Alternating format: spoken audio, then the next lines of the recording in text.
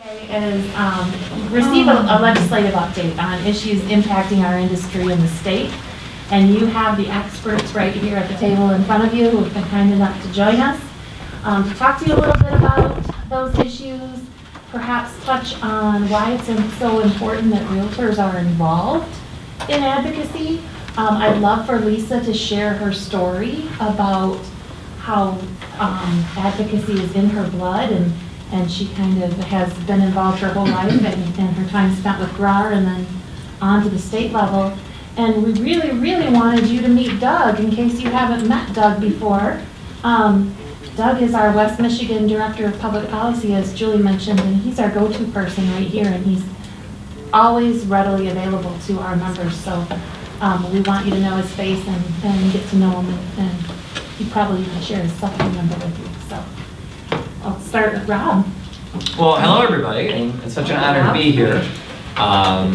I did coin the phrase a long time ago that, and I appreciate the name change and love the pen, thank you, that if I could call the Michigan Realtors the state that has Grand Rapids in it, Realtors, I would. Because we do. You are in such a beautiful, dynamic, and well involved and represented area in the state of Michigan.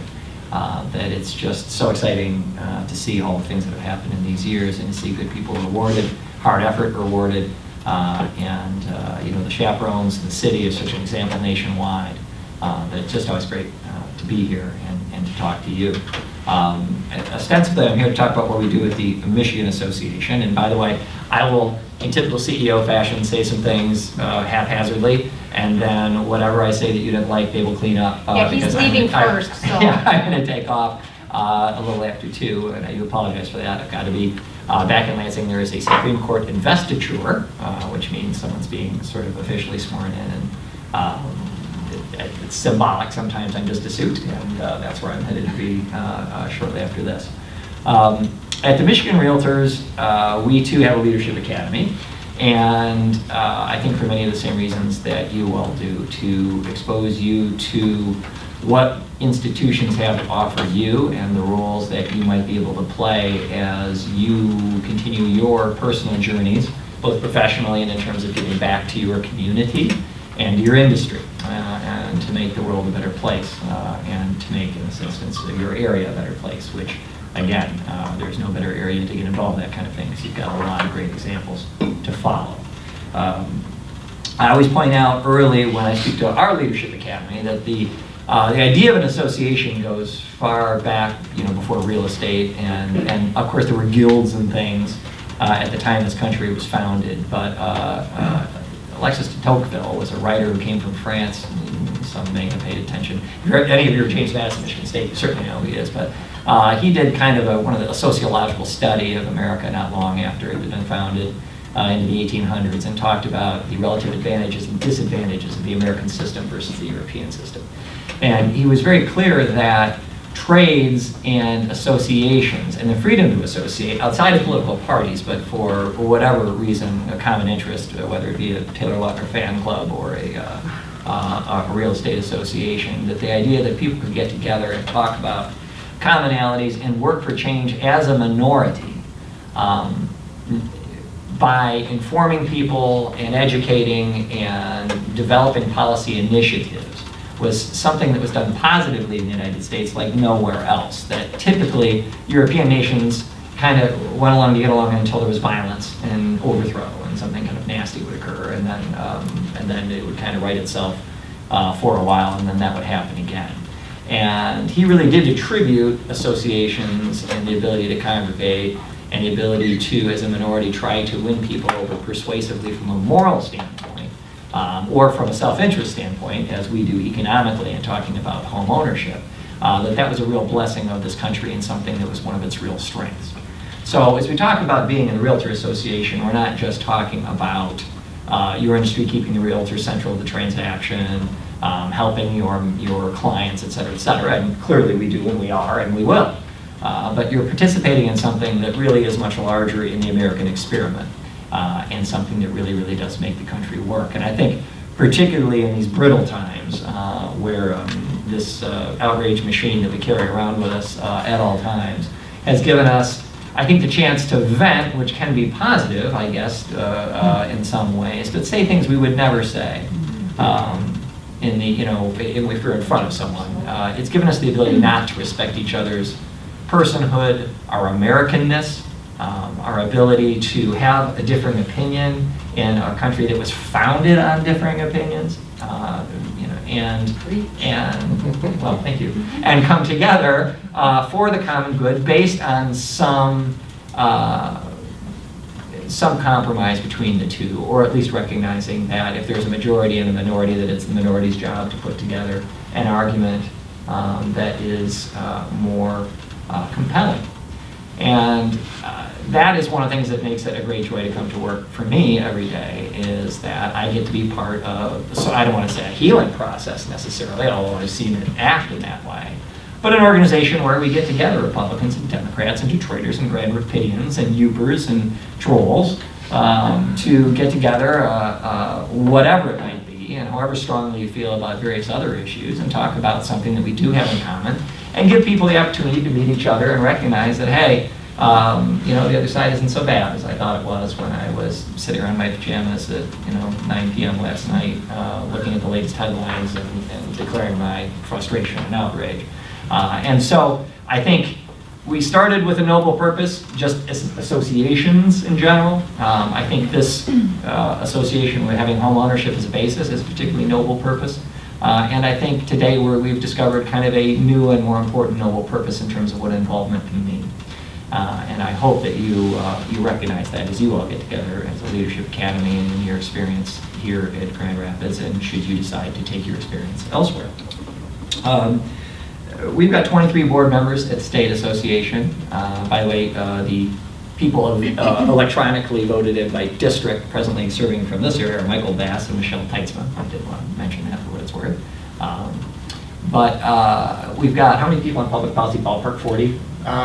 We have 35. 35, public okay. policy. All right, well, I just upped that by 5 accidentally. And then RPAC is another sought-after committee. That's 20 on, give or take. And then after that, we're talking about convention committees. There's a finance committee, there's a legal committee that maybe altogether we've got about 100 volunteer positions at the state association.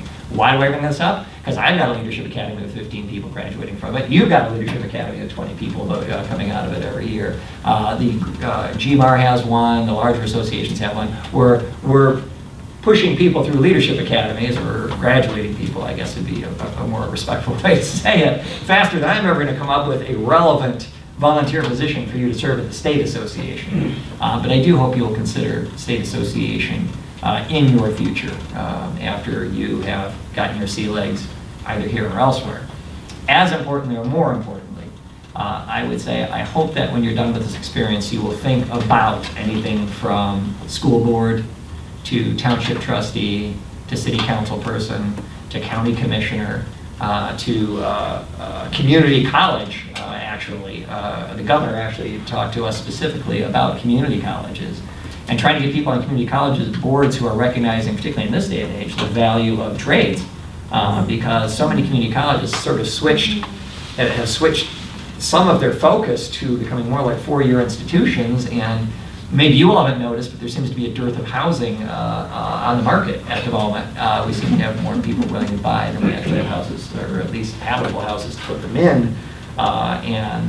Boy, you might be able to have somebody in India answer your question about insurance, but it takes a local plumber to fix your toilet when something's gone wrong there. So anyway, I do hope that as you may become inspired to play a role locally or elsewhere, that you will consider becoming a part of the solution and recognizing from the perspective of a bigger picture the value that you could provide in an elected office or in a volunteer position, wherever it might be, as a result of this leadership academy. Just don't run for county clerk. At least until not in this county. Thanks, I appreciate that. So that is that. Our value proposition at the state level, by the way, I mean, we do work primarily in advocacy, but we also work very much in, we're sort of the center of legal thinking in terms of all things real estate. And I'm sure that you've seen Brad on a couple public policy videos, and Brian Western in particular, if you have, on some of the legal update. We got some challenges there.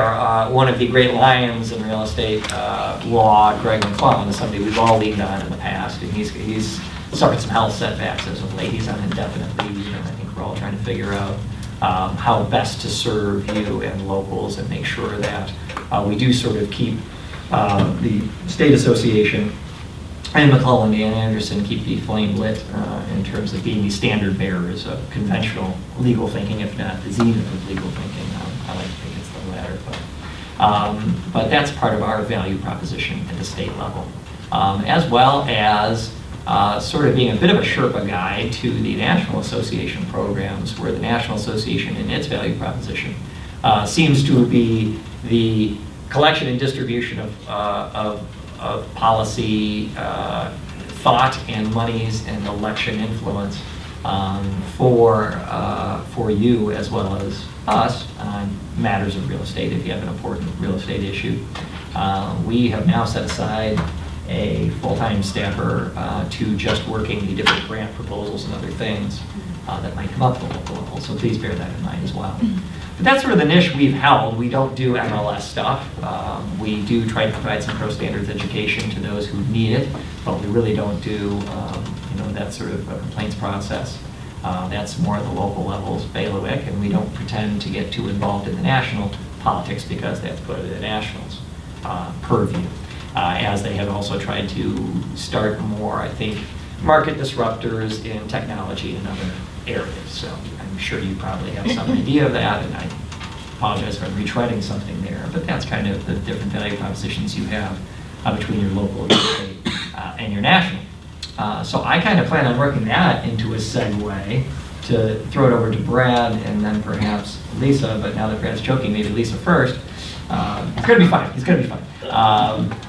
Do forgive Brad's voice. He did a lot of talking over the weekend. We were at a conference in Carolina, and we've been going at it since late last week. So, yeah, there you go. Yeah, you get my radio voice.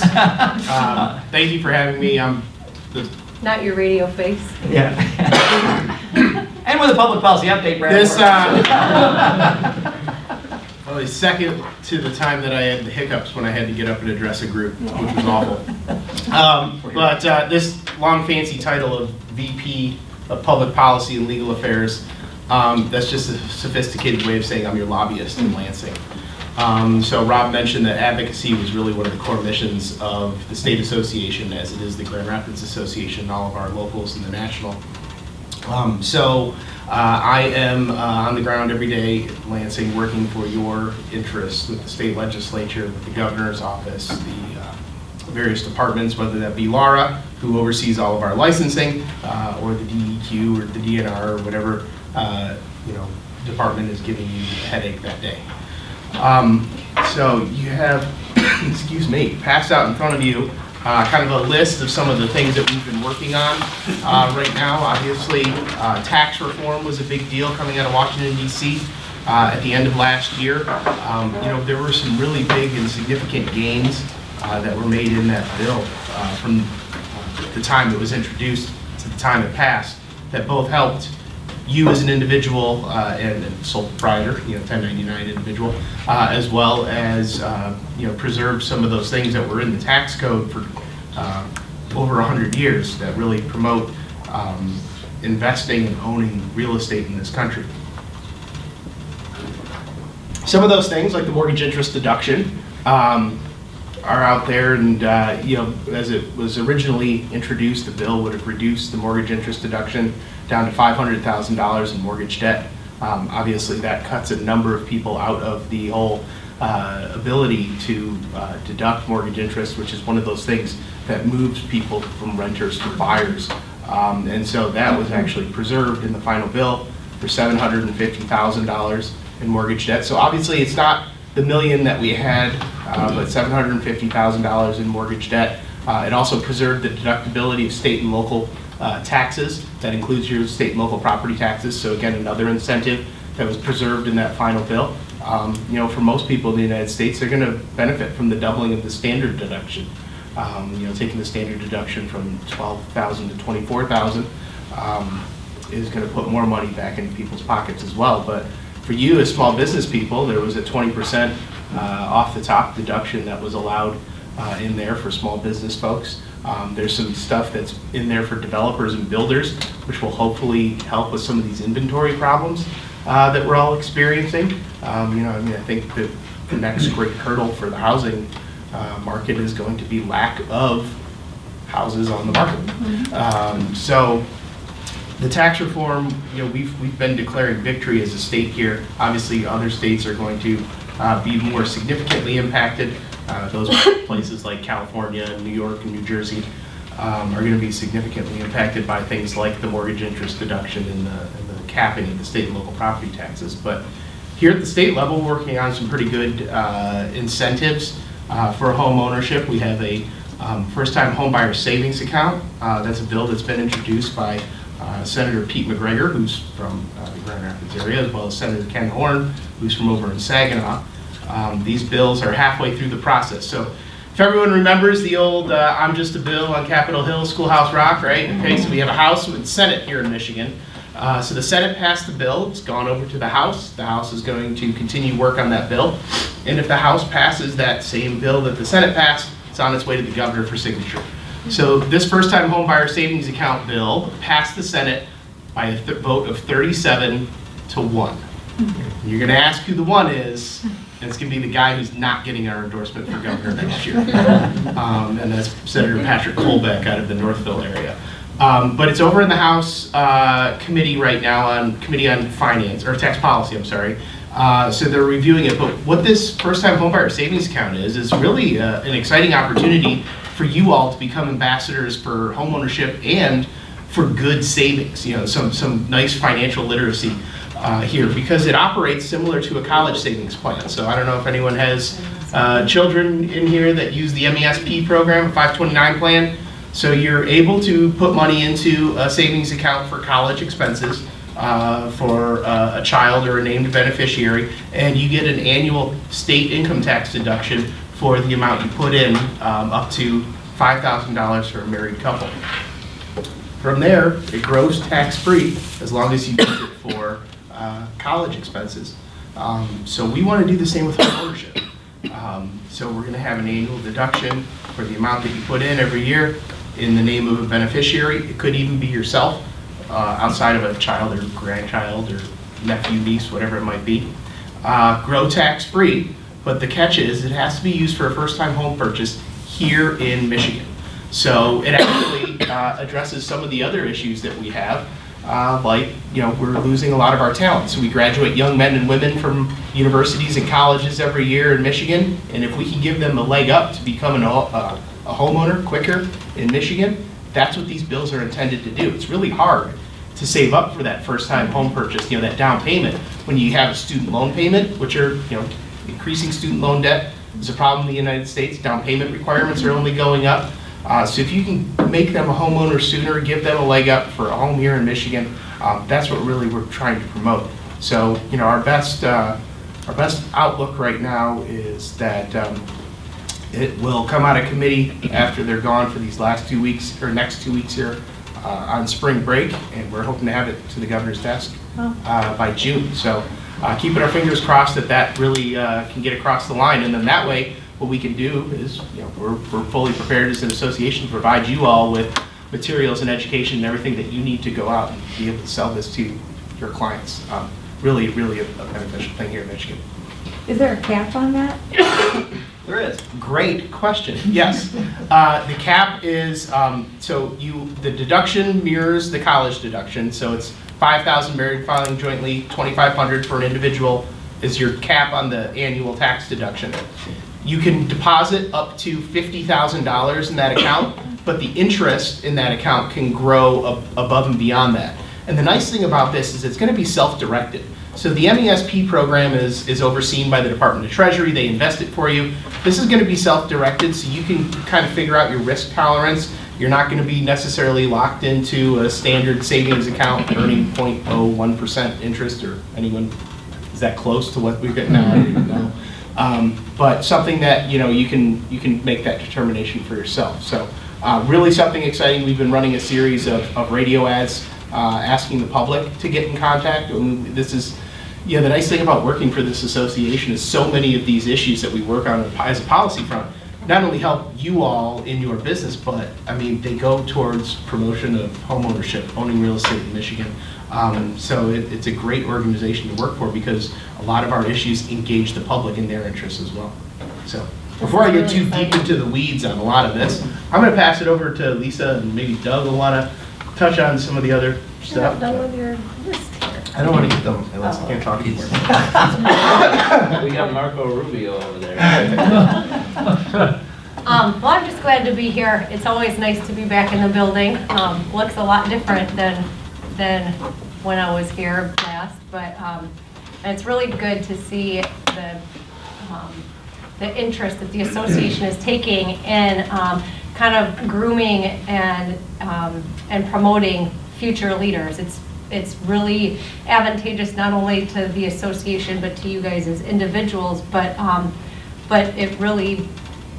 it sets the stage for things that you probably talk about in your brokerages and on your teams is mentorship and just that we do deal with continuing education kind of on those tangible matters, but the soft skills of networking and leadership and just kind of becoming aware of your community and other people are just I think they're so often overlooked in kind of the corporate world.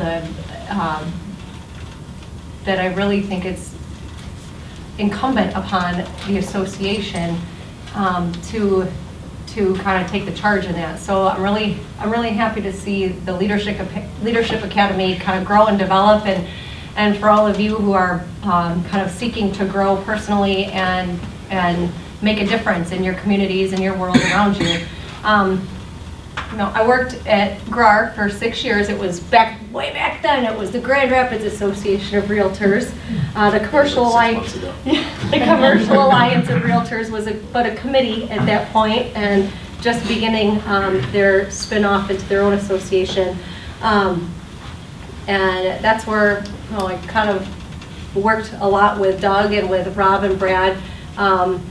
My focus was mainly advocating for working with the Government Affairs Committee, advocating for homeownership and private property rights more at the local level. So we worked a lot with the planning commissions, the township, the boards, the city commissions, those kind of things, and kind of bolstering our RPAC involvement, kind of going above and beyond the dues, paying at the time of dues and bolstering that. And Doug has really picked up and, it's catapulted into, I think you guys at the state really have seen a change in how the GRAR's RPAC involvement has gone from something that was just kind of participatory to intentional. And so that was kind of my area of focus, and I got to know a lot of really great people through the Realtors Association, and it was there that I kind of learned that you can, being involved in changing policy and just changing your community doesn't happen, by congressmen, it doesn't happen by state legislators, it happens by volunteers, and it happens by, at the local level, whether it is, and I know, Rob, you touched on this a lot, it's involvement in your associations, but it's also involvement in just community programs or charities and things that really kind of strike you in your heart and soul, where you that you're passionate about, and that's not necessarily always government or job related. But those areas that need people to step in and serve are critical to kind of raising the tide in our community. And so I guess I would just want to make sure we emphasize that we're not here to encourage you or promote involvement in elective office or in the association exclusively, but really stepping up, stepping out, putting yourself out there in organizations and groups that you feel really passionate about, that really kind of make a community well-rounded. But that's not to say we don't want you getting involved in public service, because we absolutely, our society needs servant-minded leaders to put themselves out there at all levels of government. But what I did find when I was working at the Realtors was, you can go and try and save the republic in Congress, and it's a very noble calling. You can go in and make all kinds of laws and policy changes at the state level, and that's also a noble calling. But man, the local level is where your private property rights and so many other things about your life are truly impacted. And because it happens so close to home, a lot of people don't even realize the impact that our local governments and boards have on our individual daily lives. And nothing may be more aware of that than my work here at the Realtors, just from sign ordinances to development fees, inspections, fees, getting involved in transactions, you name it. There's so much at play there that without people being involved in the association, kind of the eyes and the ears in their community to make like-minded individuals at the association for homeownership, property rights, affordable housing, that kind of thing, aware, things would just happen and we wouldn't even know it until one day it hits you in the pocketbook, or it hits you, in other tangible ways. So I'm just really wanting to encourage you to, you see a lot on all of these 24-hour news shows. You see a lot on, talk radio, on Facebook about what's going on, in Washington D.C. What's, the swamp, the whatever, the Lansing. They're on break, but they're doing budgets now or whatever. But remember to pay attention to what's going on in your own backyard. Whether or not you're going to get involved and want to serve on a planning commission, which that would be awesome if you did, or zoning boards of appeals or things like that, or running for township board or city commission or county commission, just going and being a familiar, friendly face to your elected officials or those appointed board members is critical, because sometimes they may look at an agenda and think, oh, okay, well, that makes sense, but without your participation, there's no dialogue of what unintended consequences could be, or hey, maybe there's a different way to approach this, because chances are, and what I think a lot of times is the case, not always, but a lot of times is the case, at all levels of government, people want, they want this, generally speaking, the same thing, the same end goal, and that's, prosperity and, all this stuff, but different ways to get there. And when you don't involve yourself in those conversations, you kind of get, it could completely get looked over. When I was working at GRAR, I had a counterpart at the Home Builders Association, Chris Hall, at our local Home Builders Association, and his mantra was, they want their members to get involved at every level of the community, every level of the government, because if you're not at the table, then you're going to be on the menu. And so that just kind of struck home with me. If you're not at the table, you're going to be on the menu, intentionally or not. But so yeah, that's where kind of I really learned the importance of our local government, involvement and participation. But I really wanted, I didn't anticipate running for office when I did back in 2010. I remember when I told you, you're like, okay, what was it, you and 42, that's what you said? Yep. Yeah, because it was just a hard time economically, but I didn't really anticipate running for the legislature at that time. I kind of was always interested in politics and public service, growing up in a home where my dad was in the Senate and served as a lieutenant governor, I heard, I was kind of aware more than what your average student would be, but not, I was still playing basketball and, so, kind of not as civic minded, but still interested in leadership, FFA and, student council, sometimes just to get out of class. But I think really at the heart of it is, you want to make a difference. I wanted to serve. So when I decided to run for office, it was because I felt like we were almost at rock bottom. We had nowhere to go. I didn't need the job. I had a great job. I was pregnant with my fourth, so I had, a lot going on, but, I just felt led and called to be that kind of person that didn't need the job, but wanted to do the job. And so that's why I decided to run and just go in. And it was, as much as I expected, I kind of came in prepared with what, some of the vision that I wanted to do, some of the things that I wanted to implement and try and get through the legislature. But what I didn't anticipate was, and you kind of started on this as well, the changing nature of our dialogue and and what technology has done from a generation ago to now, where if you wanted to call your legislator, you would pick up the telephone and do a rotary thing, and eventually you get to where you'd send a letter in the mail.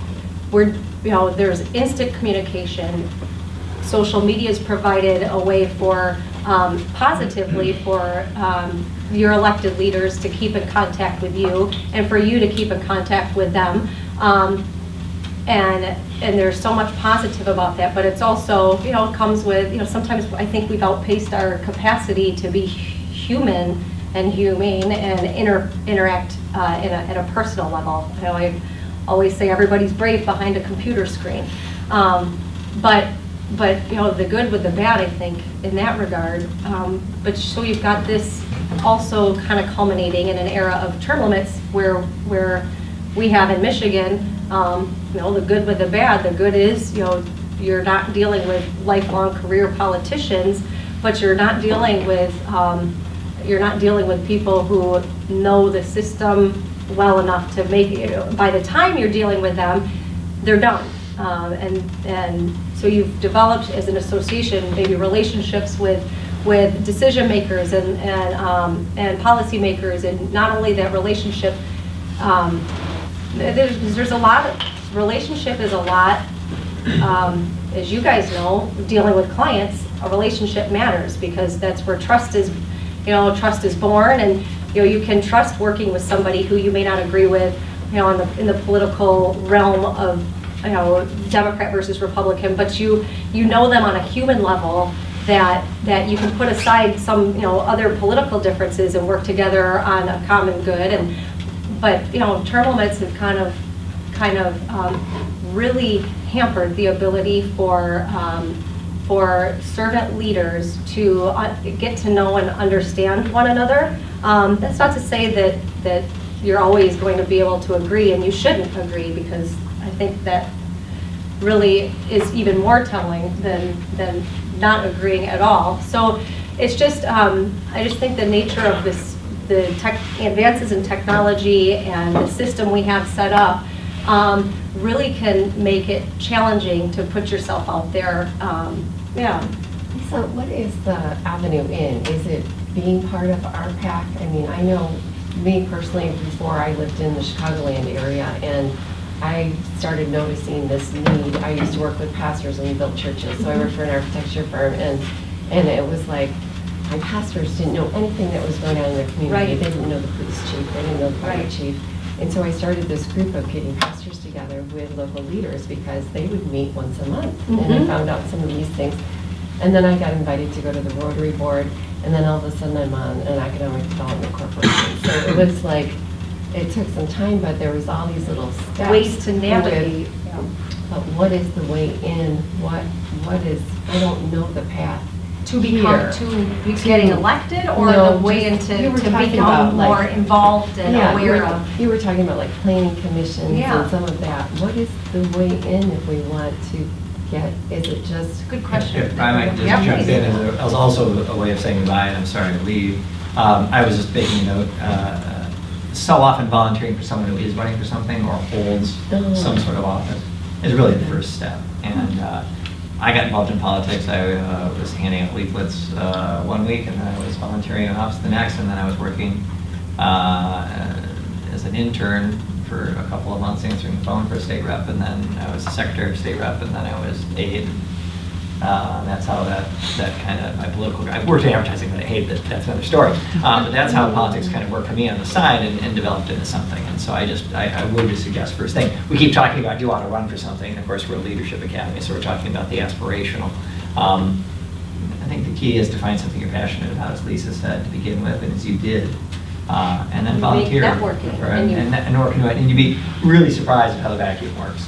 Yeah. It is from above, and there is a need constantly in every policy or volunteer or civic-minded organization. And, there's a lot of chance involved, sure, but generally speaking, find somebody who is representing something you believe in and be of assistance there.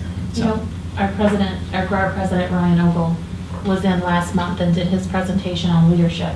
And he kept saying, real estate is a contact sport. Remember when he was saying that? And I mean, that same philosophy applies with everything you've said today. It's not just real estate, it's your community. It's just being involved and meeting those people and getting out there, being seen and having then the ability to be heard. Absolutely. So as the end of the first chapter, my apologies for having to step away, but thank you all for being here. Thank you so for much. joining. Pam, Sue, thank you.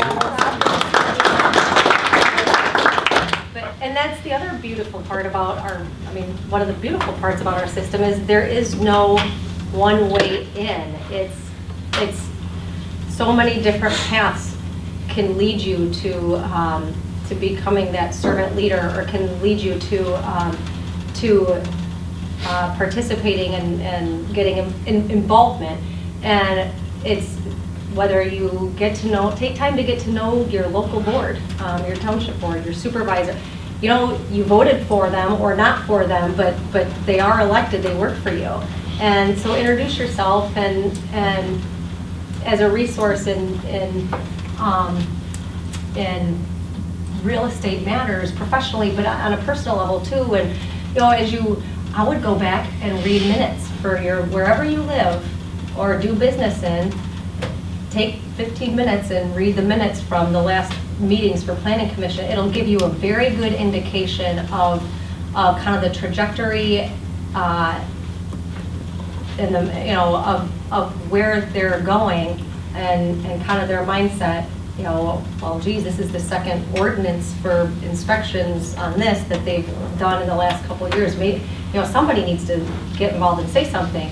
But then when you do that, when you get to know the people around, that are at that table, you'll also get to know, and read the minutes and stuff, you'll also get to know vacancies that are coming up that you should apply for, and, if you're interested, things like that.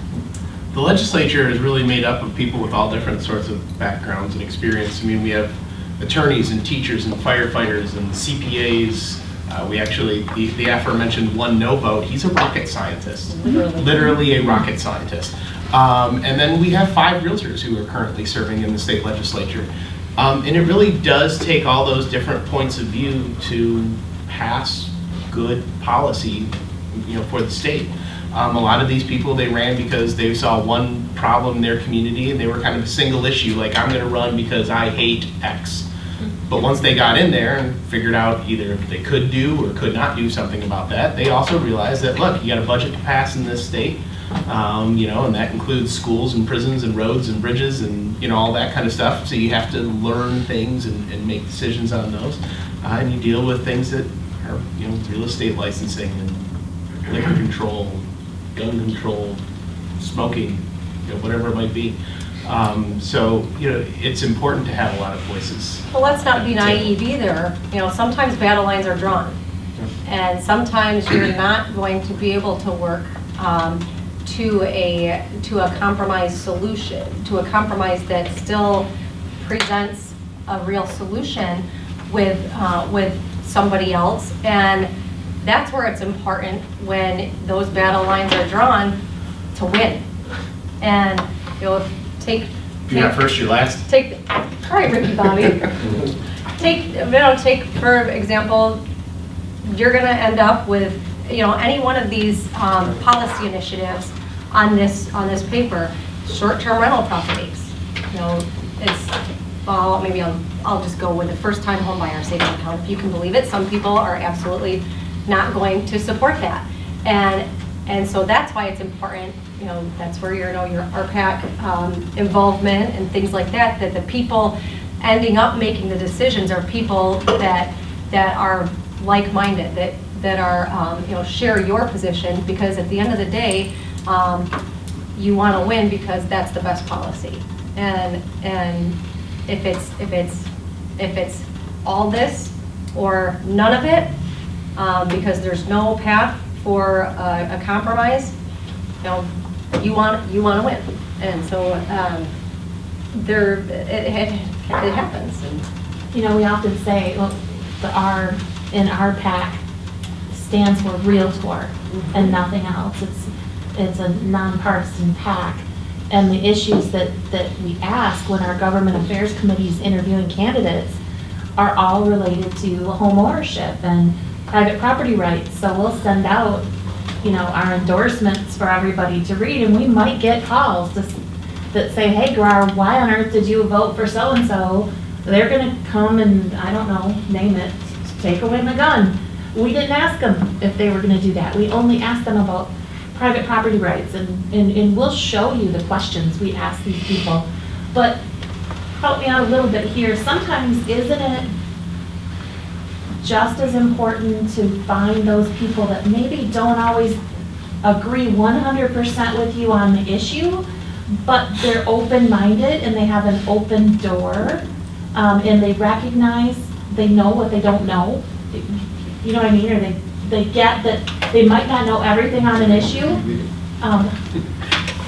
Are you following me? Yeah. To find those candidates who recognize they can't know everything about every industry, and so they're going to be willing to take our call or call us. Relationships. You guys know what RPAC is, right? I don't need to explain RPAC to you? Okay, perfect. So we have advocacy, which, as Pam's talking about here, endorsement of candidates, sending the right people to Lansing or to your local government. That's something that we really appreciate your involvement in. And I know that GRAR is going to have a candidate interview panel that they're setting up. I don't know if they've already drawn names for who's going to serve on that panel, but it's the first time a lot of these people running for office have a touch with the local association or with realtors in general. I can tell you with issues. Right. With a lot of the reps who are serving in Lansing, because we have term limits, they're getting younger and younger, and I am extraordinarily young, and they're even younger than I am. So a lot of times when they view home ownership, they view it through the lens of mom and dad, right? And so that because they've never owned a house, maybe they're living in an apartment, and if they were coming up in that economic downturn that we had, their view of home ownership may not be the greatest. But that's why it's incumbent upon all of us as an association. So the way we kind of look at it is we have a trifecta of advocacy. And I say trifecta because in the end, we hope we do win. And so it starts with, one, we have lobbyists, okay? You have myself and Doug who go and meet with the elected officials, and we talk about our issues and what's important to the association, and there are all these things on the sheet that's in front of you. But they don't necessarily listen to us. I'm just a guy in a suit. I don't vote for him. I may have a lot of knowledge, and I talk about how we're a membership of over 30,000 people statewide, but who they listen to is you. So the second part of that trifecta is our grassroots advocacy. So undoubtedly, you all got the call for action from NAR when it talked about, contact your member of Congress and let them know why it's important to maintain the mortgage interest deduction. That's the way we kind of turn up the volume on these people, because you do vote for them. So when they go back to their district, they hold the town halls, they know there's someone that they're accountable to. And those are the interview panels that you all conduct. You let them know what's important here at the local level. If they agree with you, or maybe not agree with you, but are willing to say, you know what, I don't know a lot about that issue, but if you guys had an issue with it, I would always welcome you into my office to know what you had to say. So that's kind of that third piece, the grassroots. And then the fourth piece is RPAC. RPAC, I wish you could say that elections are free, but they're not. It costs money to buy radio time and TV time and hang, put yard signs up and do drop pieces for door knocking. And RPAC is the way that not only do we stand behind a candidate saying you're worthy of our endorsement, we'll put our name, behind your campaign, but it's a way to give them money so they can accomplish that task of actually getting elected to office. That's kind of when I say trifecta, it's the lobbyists, it's the grassroots, and it's the commitment of this association to the PAC. I mean, we are very blessed as an association to have as many active members as we do. We're one of the few organizations who can push a button and get 5,000 people to send an email in the span of 24 hours to their elected official. We are one of the largest business PACs in the state of Michigan. We raised over $1 million in our PAC last year. And I that's the strength that we bring is 30,000 plus members That's exactly from around the state. That advocacy, special interest is kind of a sexy, dirty word. It's easy to pick up and just rail on and whatever. But don't ever let anybody tell you that this, the advocacy that you are a part of is big special interests and whatever. You're a member organization. It's more grassroots than anything. And don't let anybody try and shame your involvement and the work that the association does on your behalf, because it is a member-driven, member voluntarily participated in, and very frankly, grassroots participation in the system, the process that we have. So I just thought that was really important to make sure to differentiate that, because the advocacy is, it's not this big guy in a suit with the thumb on these policymakers, on these elected officials. The advocacy, the power behind the advocacy is you, the members, and that. I think that's a really good point. Before I was personally involved in this area of GRAR, I guess I just assumed that our elected officials were inundated with messages from their constituents like all day long, every day, overwhelmed. But then becoming involved in GRAR and seeing how they sit up and take notice when an organized effort happens, when the state or the national association sends out a call for action, and all of you respond, and it's on an issue, and it's specific, and it's organized, and it makes an impact. And it just, for me, I thought that was what they did all day long. They just heard from everybody all the time. But yet, when it's organized and it's detailed, thank you, it has an impact. It has an effect. Do you guys have a question? I feel like Yeah. we're lecturing you. I want it to be a conversation. I have two quick questions. One, the most common question that people ask me is about the VVRO and where is that legislation going? And number two, as realtors, other than maybe going on the RPAC site, what are resources like YouTube that we can pull and use on social media to promote, for example, the first-time home buyer savings account would be a great thing to promote on a Facebook site and talk in a first-time home buyers seminar. Sure. Let's start. You want to start with short-term rental? Sure. So the short-term rental bill is something that developed out of what we've seen as a growing trend, particularly on the west side of the state and into northern Michigan, in which local governments, particularly townships, have found difficulty in wrestling with the growing popularity in home sharing services. Now, let's make no mistake, short-term property rental has been at the fabric of this state's tourism industry for decades and decades and decades.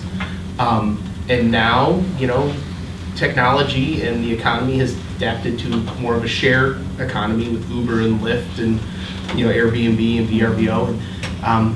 They don't necessarily use a real estate agent anymore, but they still exist, right? We still put together property management transactions and things.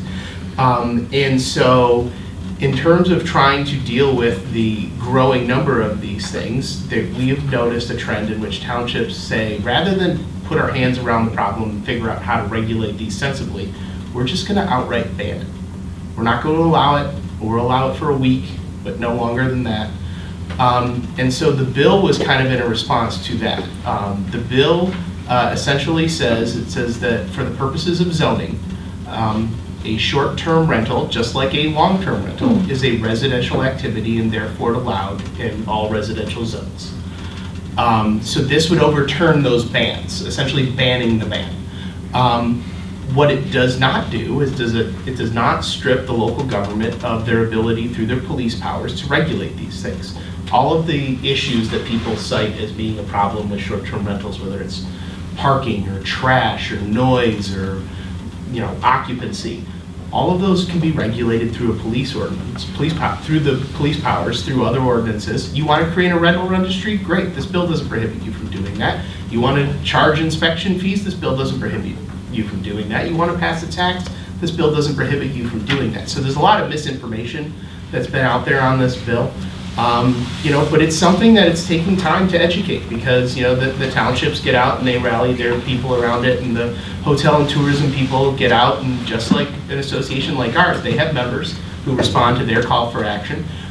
So it's kind of sorting through a lot of this noise, and it's going to be an education process. It's not going to be fast, but as our public policy committee looked at it, you have property rights on both sides, right? But this is a property rights issue.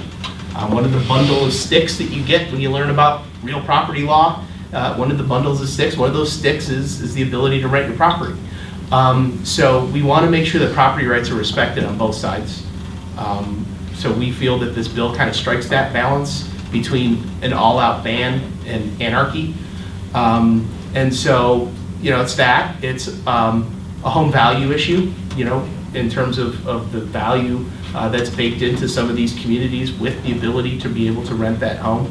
Owning a second home in Michigan, not a cheap venture. I mean, your property taxes alone are quite expensive. And then the third issue here is it's a local economy issue. And a lot of the bookstores and cafes and shops that have opened up, depend on the seasonal tourism to stay afloat during the year. And over the long term, the question becomes, what is the effect on some of these resort-type communities that benefit from these? So we got to figure out, as a state, where are we going to be on these things like Uber and Lyft and some of the shared economy, and then the way things are going. So it's an interesting bill. I don't think anything gets done quickly, but the conversation is definitely still going at the Capitol. The bill is still in play, and I hopefully, after the elections have died down and the conversation of balancing the budget has died down, and we look towards the fall, that we'll get that conversation going a little bit more in earnest. After we see whether or not local government has canceled a bunch of people's reservations this summer. And then, sorry, you had the resource question. So our page, our webpage is mirealtors.com, and it's /advocacy-initiatives. But if you just go to mirealtors.com, there's an advocacy tab on there that kind of gives you the latest goings on with the legislature. If you all get the Michigan Realtor magazine, I write a column in the magazine that comes every other month. It's a Capitol report. I just finished the one for May. It's going to be talking about septic systems. We are going to put our boots on and wade into the issue of septics. Sorry.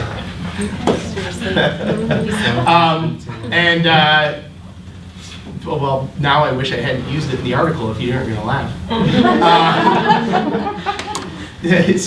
But also, every month we put out a government affairs video cast. We do have a Michigan Realtors YouTube channel, which has a lot of great videos. So Legal Lines, you guys get the Legal Line videos We actually that we put put out? your government affairs Yep. videocast and legal update videocast in our weekly newsletter. Oh, perfect. So when you put it out, we grab it and put it out again. Excellent. So those are some of the resources that are available, but you will also see, like when you go to that advocacy tab on our MI Realtors site, there's links to the public-facing sites that we've done for both the first-time homebuyer savings account and the vacation rentals.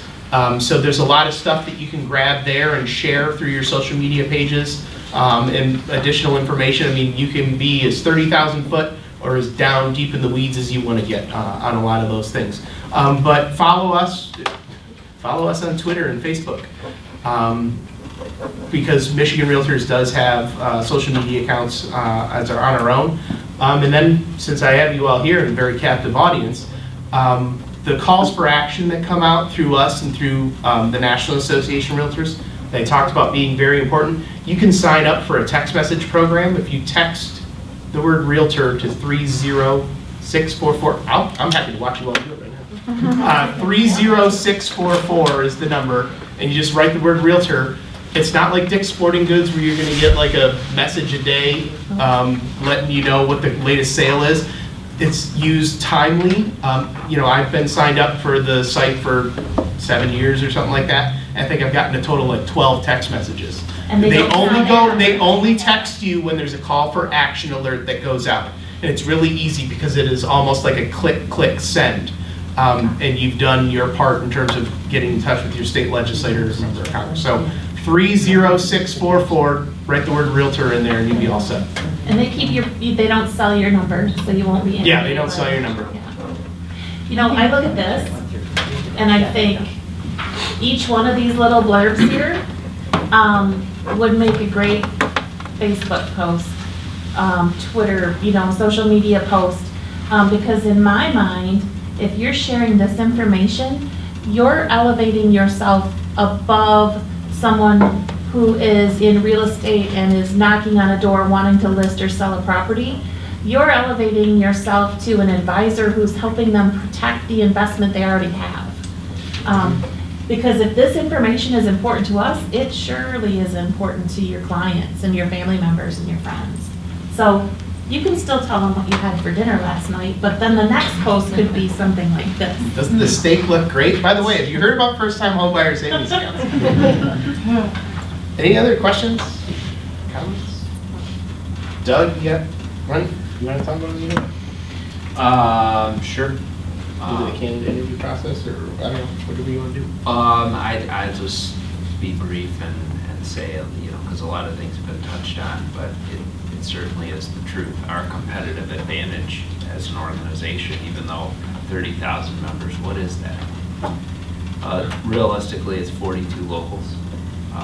So as much as I'm on this side of M66 and proud resident of the community out here, it's our engagement through our local associations, our brokerage community, our affiliate networks, being a part of the government affairs committees through the locals. That's really a good, strong basis for everything that we do as an association. You have great staff. Julie's great. Not many of the local executive officers really dive in on the local issues. Julie's great.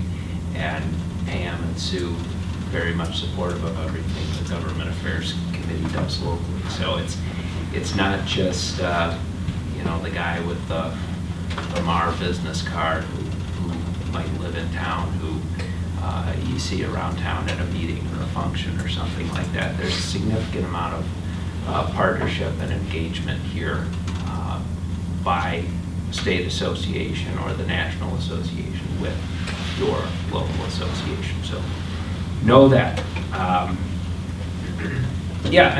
We've got a lot of things going on. They're definitely policy and political. There's times when maybe there's a little bit more policy going on, or there's a little bit more politics going on. Brad talked a lot about that short-term rental issue as an example. So that's definitely something, as an example, that came to us through the member committee process, where we've been working in partnership with local associations, with some of the municipalities. We've won some, we've lost some, but certainly that's a great organic issue that became a state legislative issue primarily through the local involvement of the membership. So, that's just one thing that we're working on. There's been many other issues in the past, but realistically, this year is just really big for Michigan politics. Lisa talked a little bit about term limits. It certainly is a very special year in the way that the term limits structure folks being termed out of service in Lansing due to a very restrictive mandate on service in the state constitution. So, this is the room where there'll be a lot of candidate interviews going on. There'll probably be like a day and a half.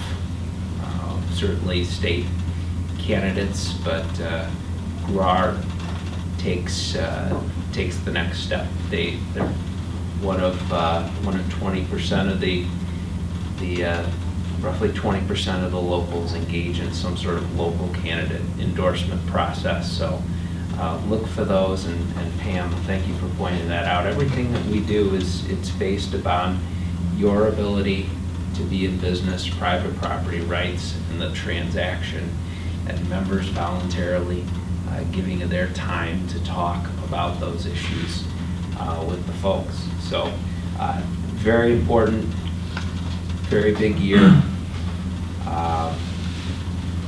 Just also want to say RPAC, very, very significant. I mean, we've got a great organization, statewide, a lot of support. Certainly we just have a wonderful, wonderful culture of participation here in West Michigan. So do appreciate your support of being a part of that. There's ways to be involved through dues billing, but certainly we have other events that go on throughout the year. Want to thank Rachel for joining our major investor community last week at the lunch. Want to thank Julie as well for your many years as a major investor. Seth, your sponsorship last year of our first ever partnership grant event to promote participation at the $250 investment level. Thank you very much. So, it's very important that we have those funds there available. As Brad said, we have 5 dues-paying members in the state legislature. Well, what about the other 143?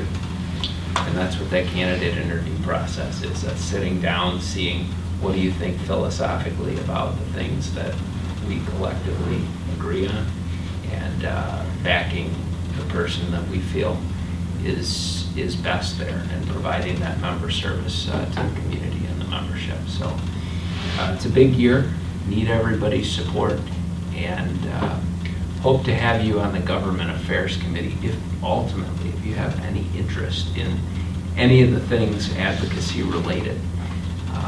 Every October, Pam and Julie put out to the membership the invitation to request a committee. Yep, and by being a we'd love to member of have you be a part of GRARLA, that. a graduate of GRARLA, you receive preferred placement on committees over other members. So your name kind of rises to the top as far as what you would like your first choice committee to be. So keep that in mind. The state also has, we have an electronic form that you put out, like if you're interested in serving on a committee at the state level, we have an online application that will start circulating, I believe, sometime around September, October. So watch for that, like if you get the e-news through the Michigan Realtors, or if you guys are sending it out through your newsletter as well. But it's a fairly easy form to kind of fill out, and, if anything at the state level interests you. I don't make decisions as a staffer in terms of our positions on policy or candidates. I mean, those are all made by member committees. So we have 35 members of our public policy committee that are spread out throughout the state. So we have geographic representation. We have industry representation because we have brokers, salespersons, big brokers, small brokers, commercial folks, appraisers, title company people. So we get a broad perspective of the industry lending their voice. And it's a committee that we try to keep kind of a mix of old blood and new blood. The one thing that we notice with term limits is all the institutional knowledge of the legislature is in the lobbying corps and the association. So we want to try to preserve some of that with our policy committee too, which is why we keep some of the people who have been on there and bring some new people on. So we kind of build that within our membership as well. But yeah, I mean, when Doug says big year, term limits mean that we have 110 Michigan House seats up for re-election this year, of which about 1/3 of those are going to be open. That means the current sitting rep is ineligible to run again. So there's going to be 1/3 of those 110 are going to be brand new faces to all of us. State Senate has 38 state Senate seats. 17 of those are going to be returning. So the rest are going to be all new faces. Maybe if they're lucky, some of the House members will move up to the Senate, but they're going to be new senators. We have 14 congressional seats up, 1 U.S. senator, 2 Supreme Court justices, a governor, a secretary of state, and an attorney general. And a partridge in a pear tree. That are all going to be up for election this year. So we're going to have a brand new governor, we'll have a brand new secretary of state, brand new attorney general. Supreme Court. Hopefully we retain the 2 Supreme Court justices. And a number of people who are voluntarily leaving their term early to primary somebody. to run So something else. the role you play in those candidate interviews is going to be very important. The role we play as lobbyists and as an organization in getting in touch with these people. Here's the thing, sales tax on services is not in the memory of anyone currently serving in the legislature. But the legislature passed a sales tax on services in 2007. And that was there, and it was real.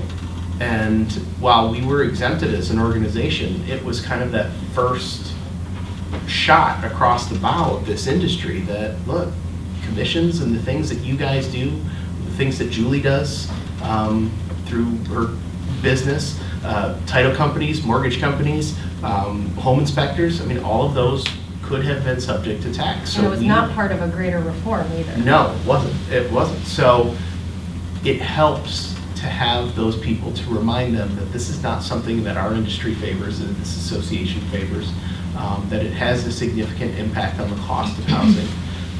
So, those are the kind of things that we're going to be taking into this election moving forward, some of those bigger philosophical issues, reminding people that, look, that sales tax on services was in place for 3 months before it was repealed. So those are the things that we want to be able to do, and the new knowledge that we want to instill upon the people who are going to be elected to office. It's just something that really struck me when Lisa mentioned it, and you've expanded upon it there. Think about it. Think about the legislature as your own brokerage. What if, say your term limit is 6 years. 6 years. So you get a new licensee and they get in the business and they really get the ropes kind of down pat and they got it going good, and after 6 years, goodbye, well, you're gonna start all over again. Imagine what that would do to your brokerage. And then think about that's our government. So while there are valid benefits of term limits, there's also cons as well. And I guess I've just been sitting here thinking about that. Imagine if our entire membership every 6 years turned over. Yeah. Well, I guess, does anybody else have any questions, whether it's, about how to run for office, or how, other areas to get involved, or kind of what you can expect when you do put yourself out there? Have at it. But I would be remiss as the chief election officer in Kent County if I didn't say, because I think we have taken for granted, that the most important way, the most fundamental way that you can make a difference in all of this is to make sure you get out and vote. It is an election year. They talked a lot about what's going on at the state level. You know, we've got county commission races as well, and just lots going on. So just remember, there's a couple areas in Kent County, not most of them, there's an election in May, but August 7th and November 6th are big days for everybody. So, you know, make sure you get out and participate in the process by casting your vote. For sure. Because a lot of these things, you know, you get a lot of November voters, but a lot of people don't realize that sometimes the race is already determined before November based on the outcome of a primary election. So August is just as important as November. Question over here. So that first time home buyer savings account is pretty exciting. Yep. On the mortgage side, that's gonna be awesome. It says 3 other states have already implemented this. How long has this been around? So I actually think it's the state that has had it the longest, I believe, is Montana. Okay. And they just started their 3rd year. They're in the first quarter of year 3. And is there like income limits, all that jazz, or is that something that could It varies from state to state. Our bill, we try to incorporate all the good stuff and leave out all the bad. There's no income limits in it. We try to, there's some states where you don't get the annual deduction. But it's Montana, Minnesota, Virginia, Colorado. There's one more that I'm missing. I think it's Kentucky. But it's those 3 for sure. Okay. Oregon maybe. Oregon might have it. Awesome. Yeah, it's like I said. So once the governor signs it, it just rolls out? Yeah, we've asked for immediate effect, depending on how the legislative process plays out. It could be either 90 days from signature or immediately once he puts his signature on it. It all depends. But yeah, it'll start this year. If it passes in June, it'll definitely start this year. And then that last portion, if you make your first deposit in it, it'll apply for your 2018 state income taxes. Do you have any update on the national flood insurance? It was extended, so we had a $1 trillion spending package that was just signed into law last week. That has not changed since 2000, which just is. Yeah. It's been renewed, but not in any long-term sense of the word. So, National Flood Insurance Program, if you live in a flood zone, you are supposed to have flood insurance, but that is enforced through the lenders. So your lender, if you're getting a mortgage on the property, will make sure that the home has flood insurance on it. If it's a cash sale and you didn't go through a lender, then you probably won't have flood insurance. It's fairly expensive, but it's all based on FEMA's mapping system, and FEMA needs to update their maps here in Michigan. But the flood insurance program itself is run by the government. And we've traditionally been a donor state. Obviously we don't have hurricanes here, but we do have places that have experienced flooding. Southeast Michigan, mid-Michigan, just most recently here. With the river. So while we do pay into the program, we get some of those funds back. A lot of it goes to the coastal states. But the National Flood Insurance Program is something that is not set up in perpetuity. It never has been.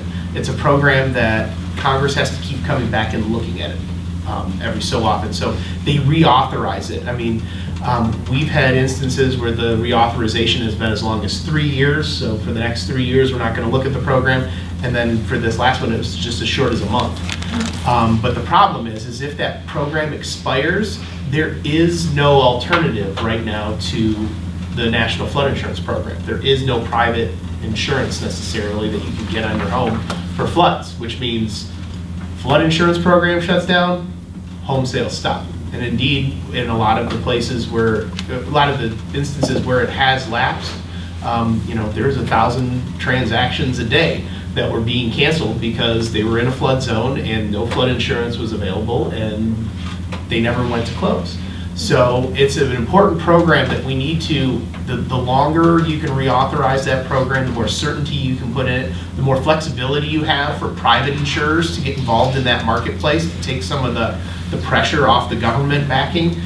Those are some of the reforms that NAR is working on to try and get a long-term reauthorization that allows private sector money to get involved in the flood insurance program, as well as making sure that the maps are up to date and people are going to pay their fair share.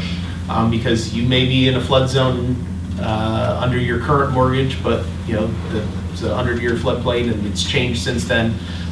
So it's important to re-update the maps, to use the current technology that's available to do so, and to make sure that people are paying their fair share.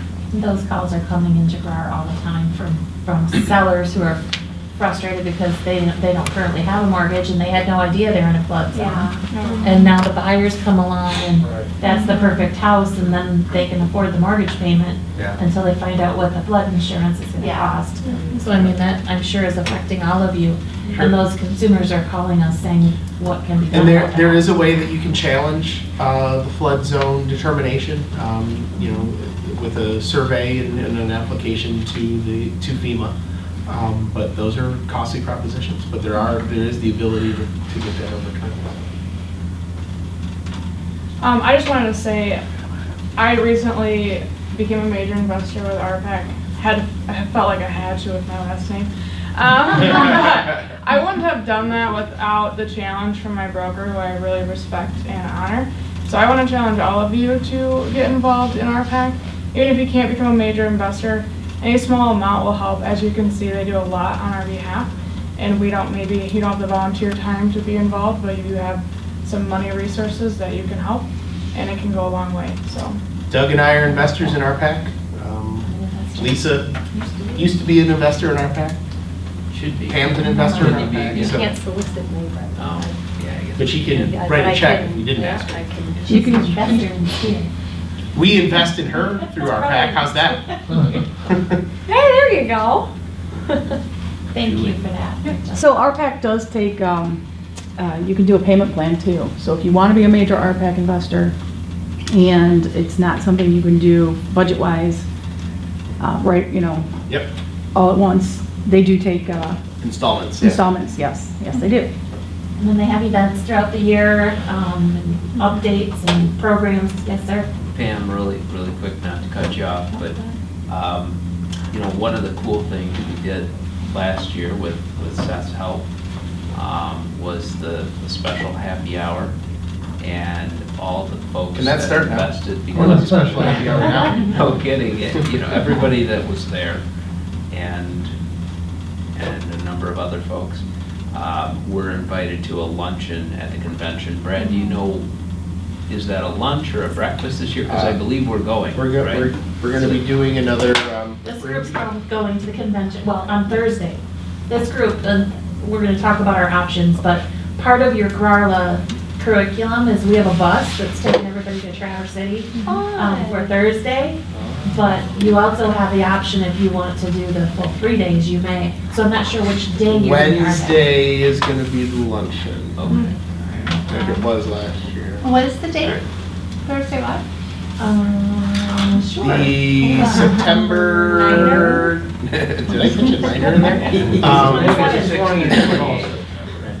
think it's, what is it? 26 through 28. Sorry, So the 27th is the day the bus is heading up there.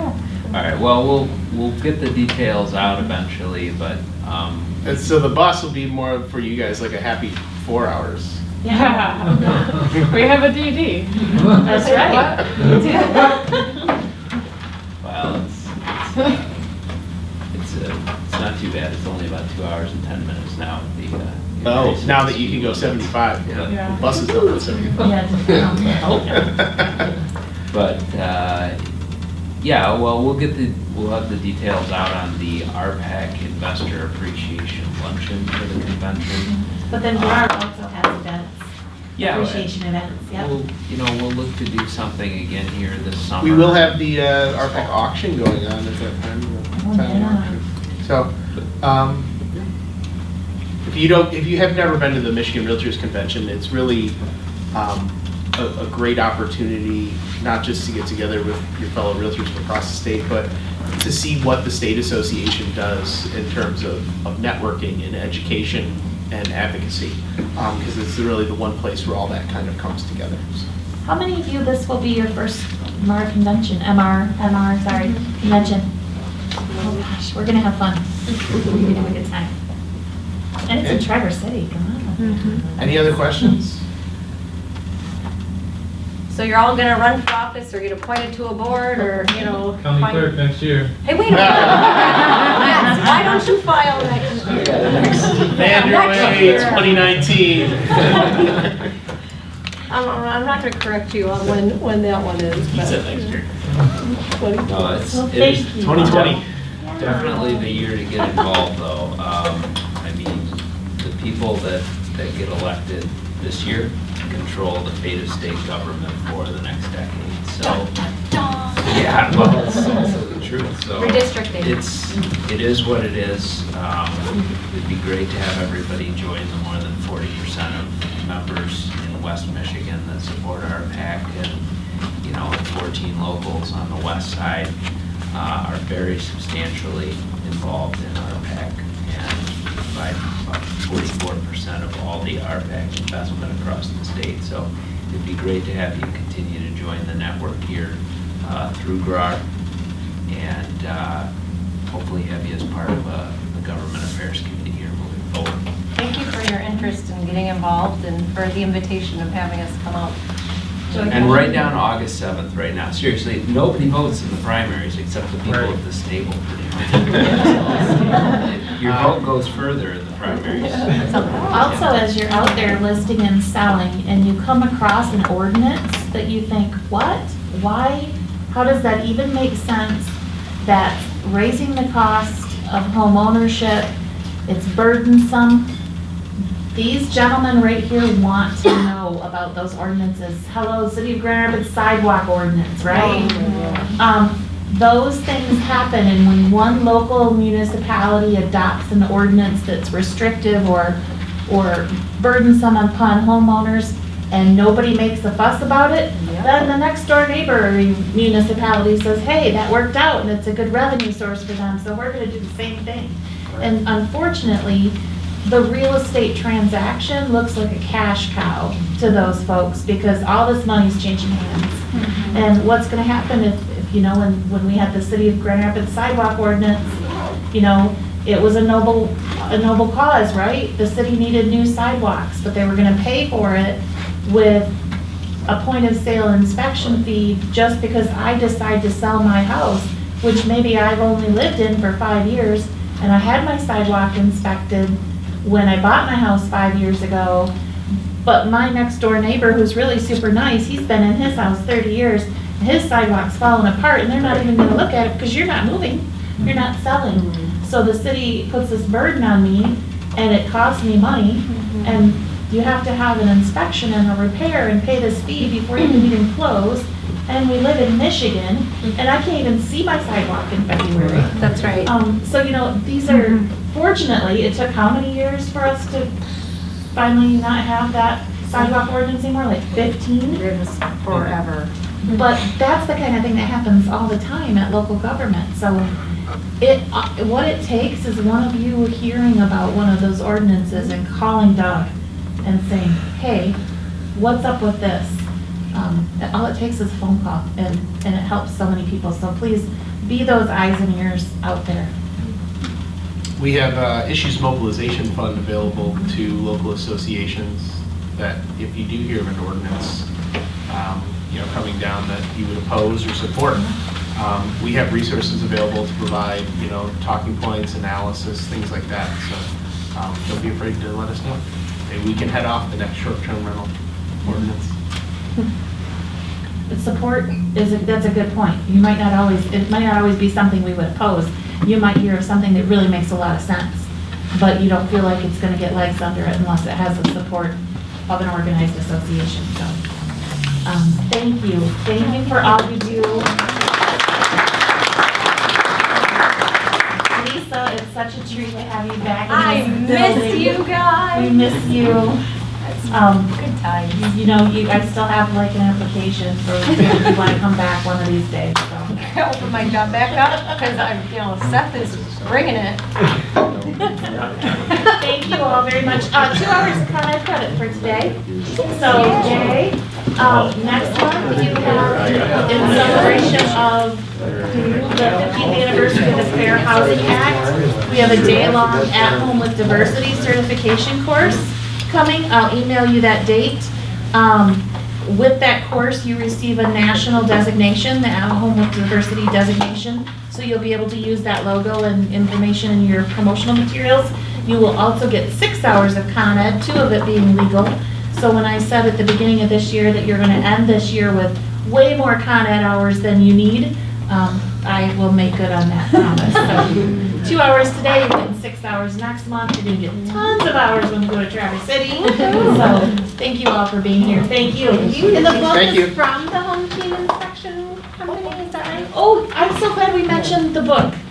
So Gene Spinsky was here last month, and he recommended several books, if you recall. And one of them was Hug Your Customers. And because I'm like all about relationships, that one just caught my attention. And I said, you know what, we're gonna treat you to this. And I happened to be talking about it in the lobby at GRAR when an affiliate member was standing nearby, and he said, let me sponsor those books for you. His business card is inside the book. If you want to shoot him a note saying thank you, that would be great. Same for Julie. Take advantage of those services that she offers. She's readily available to you, and is a big supporter of GRAR. So thank you all. Thank you.